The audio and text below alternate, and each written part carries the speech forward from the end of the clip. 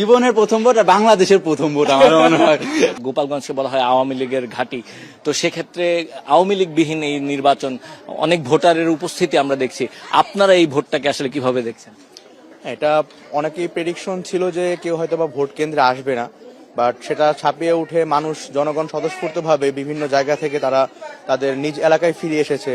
দেখা গেছে যে অনেক বছর পর তারা একদম সুষ্ঠুভাবে নির্বাচন তারা দেখতে পাচ্ছে, তারা নিজের ভোট নিজে খুব ভালোভাবে দিতে পারছে কেন্দ্রে এসে। সেই জায়গা থেকে আমি দেখতে পাচ্ছি যে ভোটটা মানে মানুষ আসবে না যেটা জানা সত্ত্বেও মানে এখন যেহেতু ভোটটা ভালোভাবে হচ্ছে সেজন্য মানুষ যার যার স্থান থেকে নিজের দায়িত্বতে এসে তারা বাড়িতে ফিরে আসে, তারা ভোটটা মানে ভালোভাবে দেওয়ার জন্য। বন্ধুরা মিলে মনে হয় ভোট দিতে। সবাই মিলে। এটা কি প্রথম ভোট? হ্যাঁ, প্রথম ভোট। একেবারে সবাই মিলে মজা করে দিচ্ছি, মানে জীবনের প্রথম ভোট আর বাংলাদেশের প্রথম ভোট আমার মনে হয়। সুষ্ঠুভাবে প্রথম ভোট দিতে পারতেছে আলহামদুলিল্লাহ। লাইভের প্রথম ভোট এবং সেটা সুষ্ঠুভাবে হচ্ছে ইনশাআল্লাহ, আলহামদুলিল্লাহ।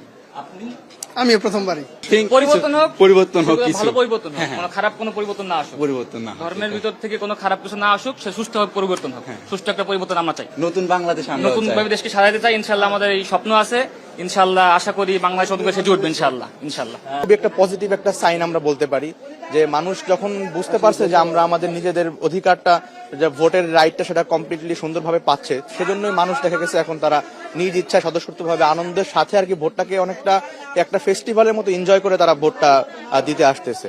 এটা যেমন একটা তাদের অধিকার, তেমন একটা উৎসব মুখর একটা পরিবেশও তাদের এখানে তৈরি হচ্ছে। তো আমি মনে করি যথেষ্ট খুব ভালোভাবেই ভোট হচ্ছে এবং এটা মানুষ উপভোগ করতেছে।